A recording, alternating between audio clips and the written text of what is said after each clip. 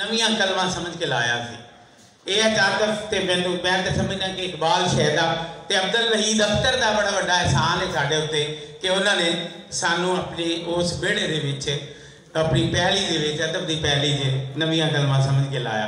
अल्लाह का शुक्र है कि असी उस खेतर चो बाहर नहीं निकले तो अज वड्डे हो गए ये चादर की शक्ल तुहानू एक बोर्ड का दरख्त नज़र आ रहा है। मैं तुहानू ये भी दसना चाहना कि नवीं कलमा लाना बहुत आसान है। उन्होंने देखभाल करना, उन्होंने निगरानी करना, उन्होंने वड्डिया होंदियां देखना, ये सब तो औखा काम है। साढ़े देश लखां नहीं करोड़ों के हिसाब नाल नवे पौधे लाए जाते हैं, लेकिन उन्होंने चंद 100 ही दरख्त बन के सामने आते हैं। पंजाबी जबान जिन्हों जरूरत है इस गल की कि साडियां मावां ही अपने बच्चों को सिखाण।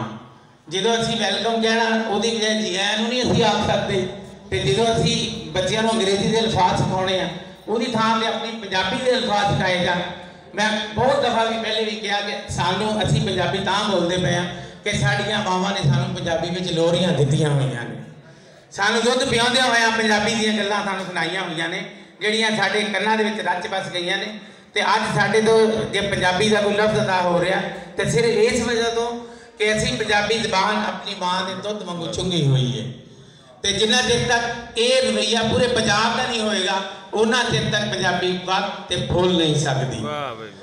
ये जी किताब है ये खूबी ये आ कि ये बहुत वड्डे वड्डे मारूफ ते जाने पछाणे शायरां दियां नज़मां शामिल नहीं। बड़े जिन्होंने तुसीं कहते हो कि ये लोग बड़े कोहना मश्क जिन्होंने कहा जाता वो नहीं। नवीं कलमां का मतलब ही है कोई बच्चा 6वीं च पढ़ता है वो नज़म शामिल की गई, वो पंजाबी की नज़म लिखाई गई। कोई बच्चा 5वीं च पढ़ता है, कोई 9वीं च पढ़ता है, कोई 10वीं च पढ़ता है। स्कूलों के बच्चे ने नर्सरी स्कूलों के बच्चे ने उन्होंने को नज़मां लिखा के इस किताब में शामिल की गई ने। तो हुण जे तुसीं बच्चों की तोतली जबान के विचों तुसीं फलसफा लभदे फिरोगे या तुसीं लभोगे ये मंतक की नज़र आता है तो मैं समझदा हाँ कि ये तुहाडे अपने पढ़ने वाले का ही कसूर नज़र आएगा। बच्चे तो तुहाडे सामने टुटे फुटे अल्फाज बोलणगे, कोई तोतली जबान से गलबात करेंगे तो पूरे लफ्ज़ों सही तरह अदा भी नहीं कर सकेंगे। तो एक ऐसा प्लेटफार्म नवीं कलमा तो वो ही नवीं उड़ान दिता गया जिसके तहत आने वाली पलक च असीं ये तवक्को कर सकते हैं कि शायद इदां दीयां होर भी कई किताबां आउण तो इन्होंने वेख के बाकी स्कूलों भी ये तहरीक उठ पवे कि साडियां भी नज़मां इदां ही किताबां की शक्ल से छपणियां चाहिए।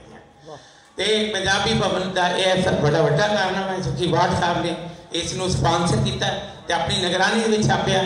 तो सब तो वड्डी गल है कि दोवां जबानां अपने उधरले बन्ने दे रस्मल खाते इधरले भी रस्मल खाते ये किताब मंदिर आम च लियांदी गई ताकि दोवां पंजाबां ने जिहड़ा असल इक्को ही पंजाब है, दोवां पंजाबां की गल भी नहीं करनी चाहिए, इक्को ही पंजाब है जिहड़ी जबान पंजाबी बोलते हैं पूरी दुनिया भावें कैनेडा च बोली जा रही है तो पंजाबी है बस, होर कोई है ही नहीं। मैं तो समझ गया तो ये मकसद इतिहाद इतफाक ते एकता पैदा करना भी है। इस किताब की इशात से जिन्नी भी ज़्यादा इन्होंने बधाई दी जाए, जिन्नी मुबारकबाद दी जाए उन्नी घट है। अजान हो गई, इत्थे मैं अपनी गल बहुत बहुत शुक्रिया, बड़ी मेहरबानी।